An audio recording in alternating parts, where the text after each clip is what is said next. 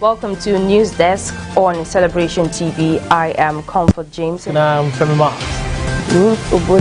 And the news making the rounds. Please stay with us as we bring you details. Watch robust, objective, analytical, informative, educative, entertaining and inspiring news on Celebration TV News Desk.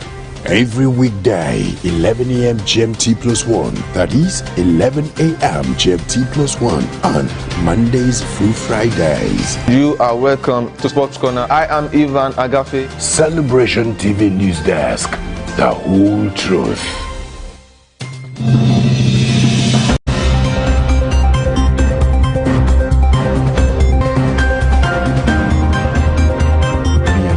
To 15.7 trillion naira at the end of December 2019. Senior Democrats have responded by accusing him of committing a gross offense.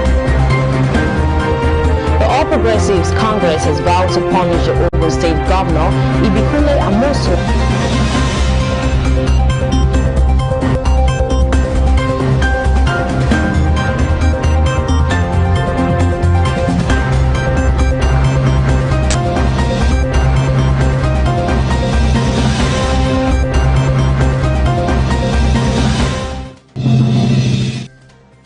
Welcome to News Desk. The natural mind cannot figure out the supernatural, says Apostle Suleiman. Algeria imposes fresh COVID-19 restrictions. Peru's President Merino resigns after a deadly crackdown on protesters. Dangote merges most valuable brand for 2020. Super Eagles depart for Freetown today. You're welcome to Celebration Television News Desk. I am Nicholas Akosile Walter. Please stay with us as we bring you details of our news after the short break.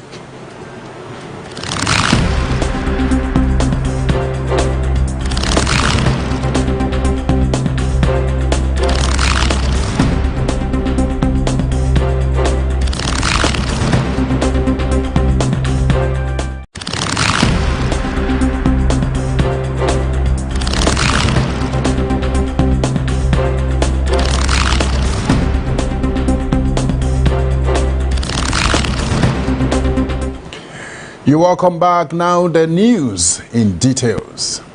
Over the years, the president of Mega Fire Ministries, Apostle Johnson Suleiman's work with God has always been on the premise of close relationship, which has drawn divine presence to confirm his works, particularly when he prays for the sick, they recover.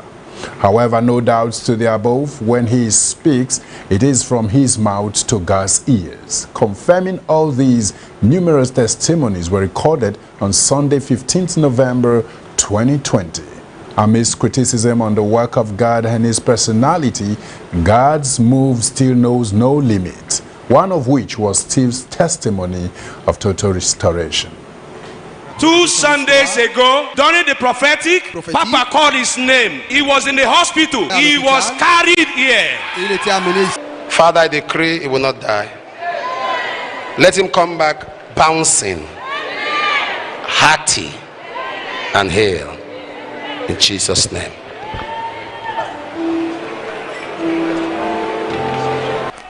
Where was the pipe fistule in your body? Down from your nose down into your stomach. Yes, sir. You had a dream? Tell me the dream. That very night, between 1 to 2 a.m., that tube was already removed, and I went outside the hospital to take a stroll. So my tube now fell into that same well.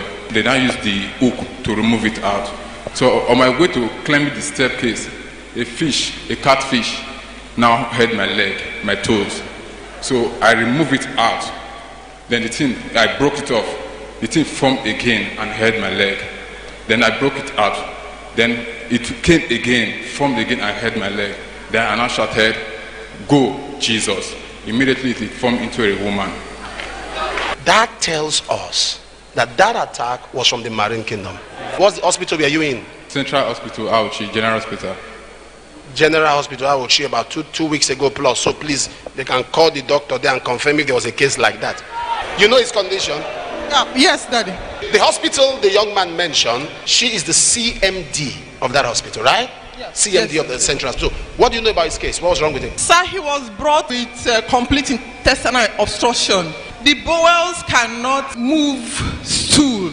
So there's a blockage, food comes in, it cannot digest, and then the ones that are digested already cannot come out. Coupled with that, when there is obstruction for a long time, the bowels begin to dilate. So they began to swell and then got perforated. Perforation means there began to be holes. My team of doctors, including the surgeon, were to take him to theater, but it was dangerous at that point to go to theater. We had to pass that tube to deflate, reduce the swelling and whatever content was in. So that's why that tube from the nostrils got down into the intestine. We're waiting for a time where it will be convenient, because at that point, if I take him to theater, he wouldn't have come out alive.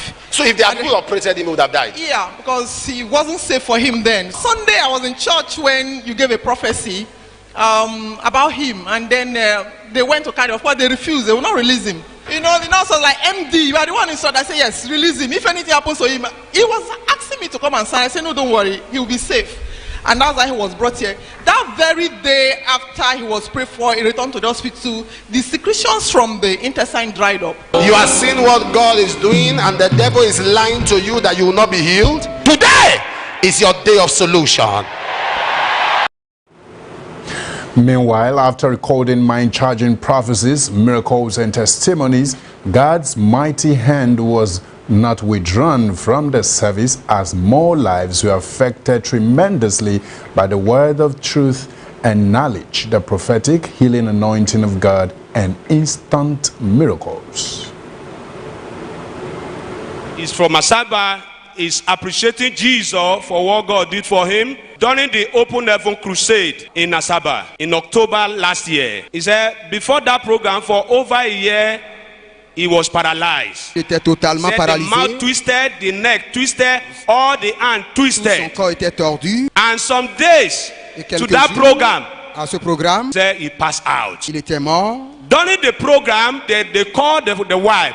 Said, bring him to the crusade. Et on l'a amené à la crusade. He was carried to the crusade. Il était venu without life. Sans la vie. He said, Papa as well mentioned about him. Pray for him. Et l'a appelé. He didn't come out. Il n'était pas venu. They carried him back home. Et on l'a amené à la maison. Say he was in his room. Il était dans sa chambre. And great light came from heaven. Et il y a une lumière shone around him. Qui est venu sur lui. And from there, the hand that were twisted, et ses mains the leg that were twisted, ses pieds qui étaient everything straightened. Et tout est revenu en. There was no life before. Et il y avait pas la life vie. entered. Et la vie. He was dead. Il était mort. Let me say something. You know, la chose qui s'est passée. Some of these things happening are not common. C'est pas this man was dead. Cet homme était they mort. carried him to the crusade on l'a as amené a corpse. à la croisade. The Lord brought him back to life. He's a pastor in Asaba. If somebody hears a testimony and say it's unbelievable, we need evidence. That's understandable. But somebody that say it didn't happen, what's my business with you? You remember the young man who was carried to a burial ground? That was. Moving forward, the entire show of God's work was a huge reply to the unbelievers who stood out to criticize the almightiness of God. The Apostle further expressed the need to promote the obvious deeds of the wonders of God's work and the ministry to discredit critics displayed on social media platforms and other means. The fact that it does not happen to you doesn't mean it doesn't happen. Now, in this ministry, how many of you have people you know to your houses who have come to this place, who have been healed, who some miracles? Raise your hand. Look at the hands. You have people you know miracles have happened to. But I put your hand down. I'm saying this so that those who are saying members are gullible, oh, they just believe. It is you that's not sensible. You can't deceive people for long. How can this crowd be gathering? You are deceiving, you keep lying, you have a problem. I'm not worried. 1 Corinthians 2:14 says, the carnal man cannot understand the things of the spirit. They are foolishness to him. They are spiritually discerned. In 1 Samuel 3:11, God said, Samuel, I will do a work in your day that the ears of them that hear shall tingle. Why am I serving this God if he cannot do what is beyond my imagination? The pastor called me yesterday and said, he now knows that some of the things that happen in this ministry that we think are normal, when people hear it, they will find it hard to believe. But it has now made me place value on the things which we see If only one they heard, they are arguing. When you see things like this, a dead man carried, paralyzed, corpse came back to life. Come on, come on. Wow, God is indeed faithful. Moving forward quickly, Nigeria's constitution needs replacement, not amendment, Olanipekun says.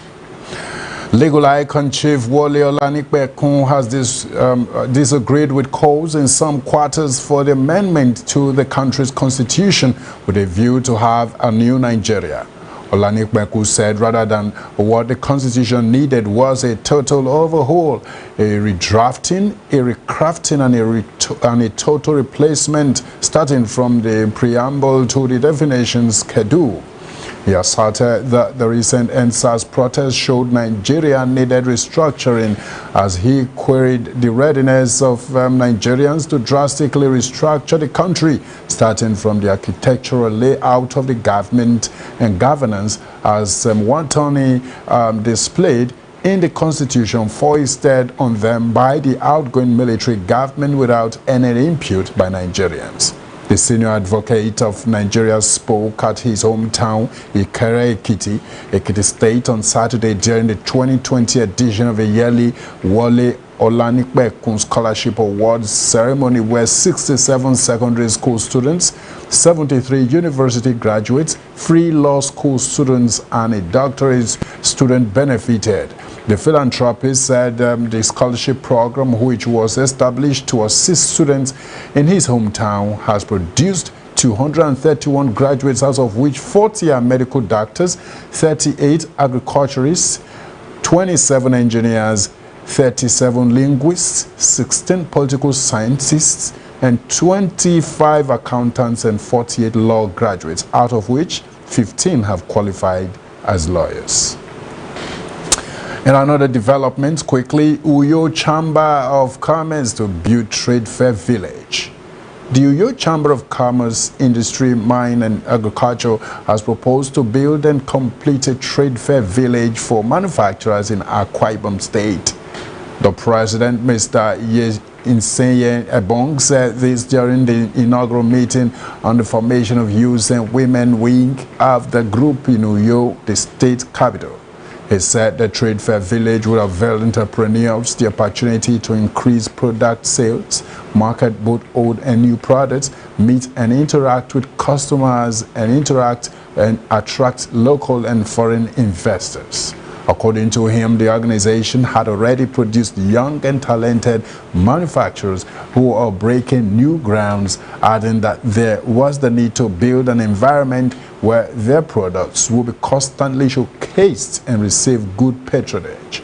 He expressed the hope that the narrative of women and youths who had been used as praise singers to politicians at political rallies would be changed, as the Uyosima intends to register 1,500 new businesses before 2021 and also create over 2 million jobs before 2025. Ebong said the anticipated businesses will be targeted at women and youths to turn them into drivers of industries and change the state from civil service-oriented domain to industrialized society. Quickly coming from around Africa, Algeria imposes fresh COVID-19 restrictions.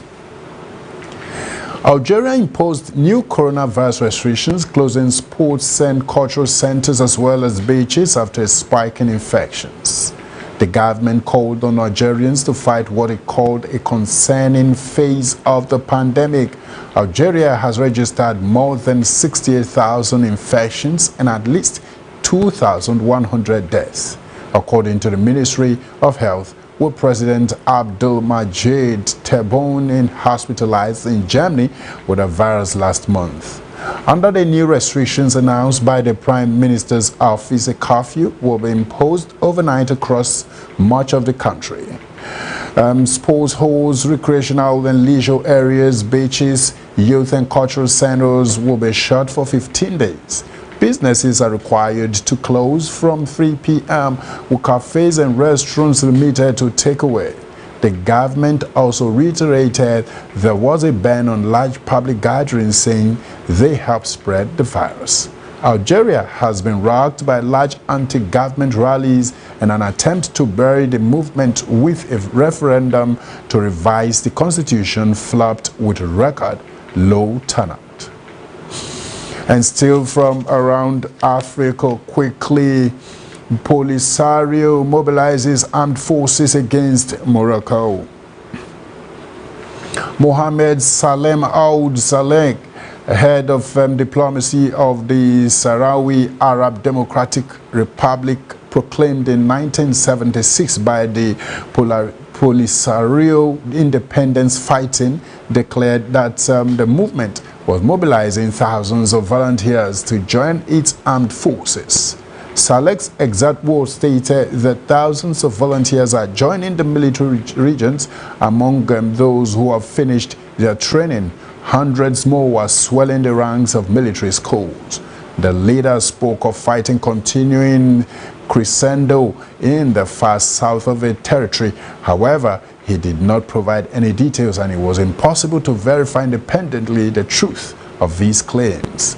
The statement, accompanied by a decree of a state of war and the end of the ceasefire signed in 1991 under the auspices of the United Nations, was in light of a military operation in the buffer zone of Guerat launched by Morocco.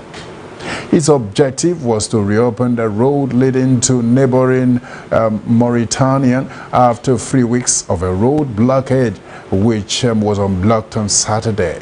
The road has served as a march to set flame to the already volatile and tense relations between the Polisario and Morocco mountains since 2017 in Western Sahara. We're going to a short break. When we come back, we're going to bring you updates from Peru. Stay with us, please.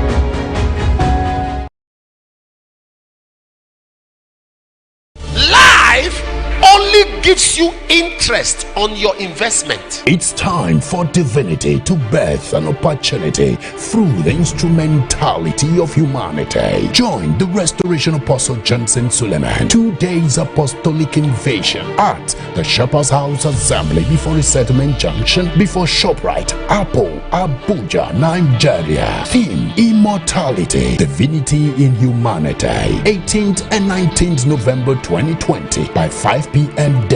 Minister Leaders Conference holds on the 19th at 9 a.m. prompt. Host Dr. Joshua and Pastor Mrs. Jackie Talina. Apostolic Invasion 2020. You shall encounter divinity.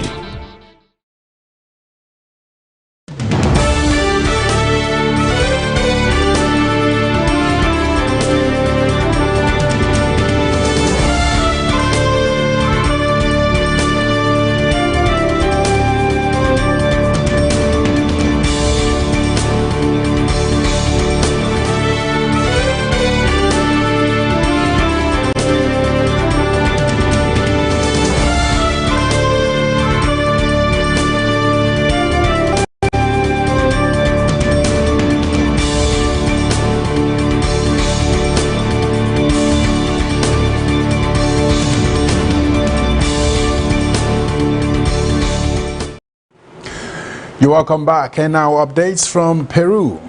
Peru's President Merino resigns after deadly crackdown on protesters. Peru's interim president has resigned a day after 2 people died during protests against his government. Manuel Merino, former Speaker of Congress, had been in the post less than a week. He replaced President Martin Vizcarra after he was impeached on Monday over bribery allegations, which he denies. Senior politicians had called for Mr. Merino's resignation after a violent crackdown on demonstrations against him. 12 ministers from his recent appointed cabinet resigned earlier on Sunday in protest against police brutality and his handling of the crisis. Congress failed to agree a replacement for Mr. Merino when he met on Sunday, rejecting a team led by Rocio Silvas Santisteban, a writer and former human rights activist. A new list made up of an interim president and senior politicians from across the spectrum was being drafted. Tens of thousands of demonstrators, many of them young, have been actually taking part in protests against Mr. Vizcarra's removal in recent days. They accuse Congress of staging a parliamentary coup. Mr. Vizcarra, aged 57, has enjoyed continuous support among many voters for his attempt at reform. More updates from the United Kingdom quickly on COVID-19. Boris Johnson self-isolating as week of policy announcements begins. Boris Johnson is beginning his first working day in self-isolation in Downing Street after meeting a member of parliament who later tested positive for COVID-19. The Prime Minister said he was pinched by NHS test and trace on Sunday and told to self-isolate, but remains well. Mr. Johnson spent about 35 minutes with Tory Member of Parliament Lee Anderson, who lost his sense of taste the next day. It comes as the government prepares a policy relaunch after fierce internal rows and departures from number 10. Downing Street said a series of critical announcements will this week detail Mr. Johnson's ambitions for the United Kingdom. They followed the dramatic departure of the Prime Minister's chief advisor, Dominic Cummings, last week. Mr. Johnson will chair key COVID meetings and work with Chancellor Rishi Sunak to devise the upcoming spending review with an aim to fulfill his promise to build back better. The Prime Minister will now be working from his flat at Downing Street. Mr. Johnson said he was notified by NHS Test and Trace that he must self-isolate as he had been in contact with someone who tested positive for COVID-19. Quickly, we'll go straight to business news. Dangote emerges most valuable brand for 2020. For the third consecutive year, Dangote Group has emerged the most valuable brand in Nigeria, the outcome of the 2020 edition of the annual brand evaluation Top 50 Brands Nigeria has revealed. A brand summary of the 2020 report reveals that Dangote Group topped the list of the most valuable brand 2020, followed by MTN, which also doubled as the most valuable multinational and telecom brand. The Dangote Group noted that this was coming a year after the brand was named the most admired African brand of African continent origin in a survey of 100 African best brands. The Chief Executive Officer, Top 50 Brands, Taiwo Olubayede, expressed this excitement that Nigerian brands had taken the shine by maintaining their leadership position, with 7 of the top 10 brands being Nigerian. According to him, this achievement by Nigerian brands is significant in that it shows that locally made brands are constantly evolving and becoming more vibrant by the day. He added that this was a huge plus to the Nigerian business space and a strong point of encouragement to foreign investors that the country remained a top business frontier where there is certainly of high return on investments. And quickly, still on business news, reps group demand the Ministry for Fisheries condemned 400 billion naira fish importation.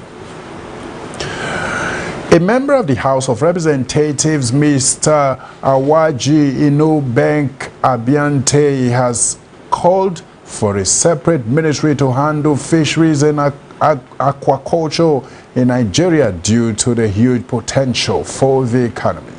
Abiante, the Fisheries Society of Nigeria, and other stakeholders in the agricultural sector have also decried that Nigeria is importing fishes worth over $1 billion, approximately 400 billion naira annually, when the country has abundant water resources.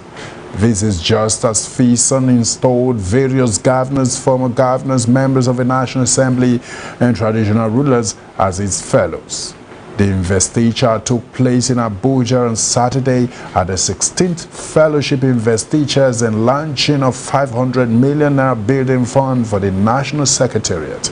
The new FISON fellows are Governor of Ekiti State and Chairman Nigerian Governors Forum Kayode Fayemi, Governor of Plateau State and Chairman Northern Governors Forum Simon Lalong, and Governor of Bauchi State Senator Bala Mohammed.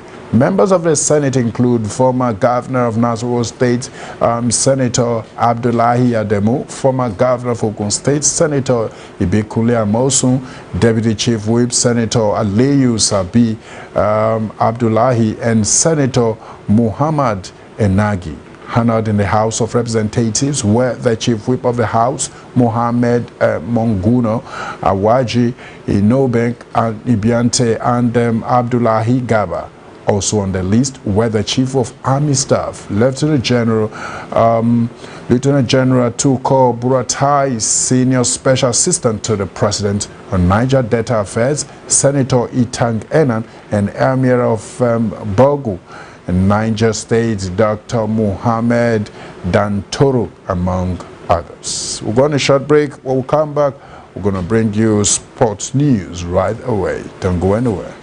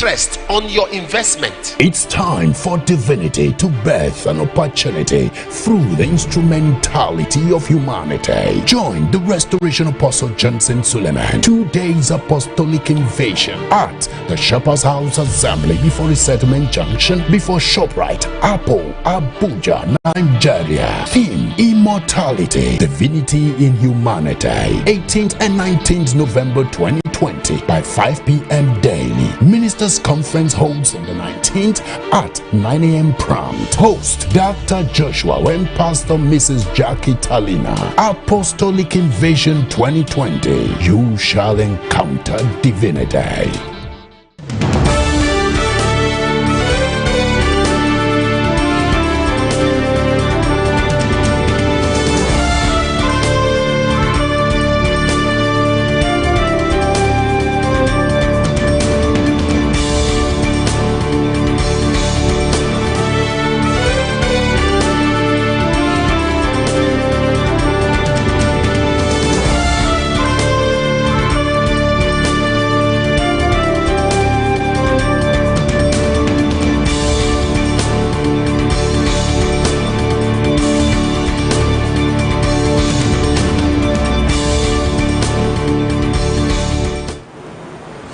Welcome Sports News. Super Eagles depart for Freetown today. The Super Eagles squad and their officials will travel to Freetown, Sierra Leonean capital today, Monday, aboard a chartered flight for the Tuesday's 2022 African Cup of Nations qualifier against the Leone Stars. The Eagles, who played out a 4-4 draw on match day 3 against the Leone Stars at the Samuel Ogbemudia Stadium last Friday, will be eager to redeem their battered pride when both teams rekindled hostilities at the Siaka Stevens Stadium in Freetown. Janot Rowe's side will be without their top marksman Victor Osimhen for the encounter after the 21-year-old dislocated his shoulder in the reverse fixture in Benin City last Friday. Osimhen, who has scored 4 goals in the AFCON qualifiers for the Eagles and has made 4 assists as well, will be out for at least 2 weeks. The team is expected to fly back to Abuja immediately after the game on Tuesday. Nigeria top Group L with 7 points from 3 matches, while Benin, who edged Lesotho 1-0 at home last Saturday, now has 6 points. A win for the Eagles in Freetown on Tuesday will clinch a place for the team at the 2022 AFCON build for Cameroon. In another sports news quickly, the Tigers and the Tigress need $4 million for Tokyo Olympics, says NBBF. The country's men and women's basketball teams will need $4 million to prepare and compete at the 2020 Tokyo Olympic Games, the Nigerian Basketball Federation has stated. The Nigeria Basketball Federation entered the history books as the first African basketball body to steer their 2 national teams to the Olympics, but the Federation now has a huge task to seek corporate sponsorship to fund both squads at the World Sports Showpiece in Japan next year. Vice President of the NBBF, Babatunde Ogunade, said the proposed budget would cover the Tigers, the men national team, and African women's champions, the Tigress. Reports have it that the biggest obstacle before the NBBF is the number of top-class players both teams had attracted from the NBA, WNBA, and top leagues across Europe ahead of Olympics campaign. The NBA insists the least their players can fly is business class, but with about 10 players coming from the NBA alone, the NBBF is faced with a tough challenge of buying business class tickets for non-NBA players as well, in an effort to ensure team unity. And that has brought us to the end of the news on Celebration Television News Desk. In case you're just joining us, here's the news headline recap. The natural mind cannot figure out the supernatural, says Apostle Suleiman. Algeria imposes fresh COVID-19 restrictions. Peru's President Merino resigns after deadly crackdown on protesters. Dangote emerges most valuable brand for 2020. Super Eagles depart for Freetown today. And quickly we have photo of the day. You see that it simply depicts that no matter how broken you are, you can always start and be better than you were. You can drop your comment on our social media platform on Facebook, Celebration TV, Instagram, My Celebration TV, tweet at us at My Celebration TV, and YouTube, Celebration TV. Remember that the continued transformation of our society is a collective responsibility of all. No matter the office you hold as a nation's president, a thought leader, an opinion molder, a character builder, a professional, or as a person pursuing passion, you have a duty to give your all to making the society a better place for us and the generations to come. Play your part today and do it with all diligence. Thank you once again for staying with us on Celebration Television News Desk. I remain Nicholas Akosile Walter. Thank you.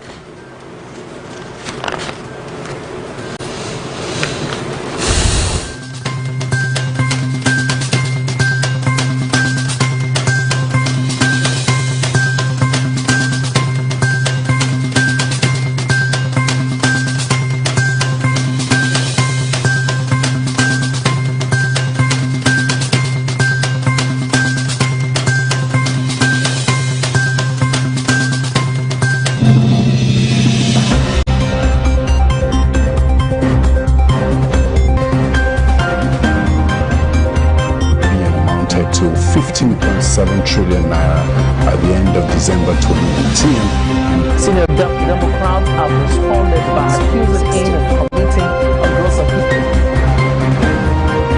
The All Progressives Congress has vowed to punish the Ogun State Governor, Ibikunle Amosun.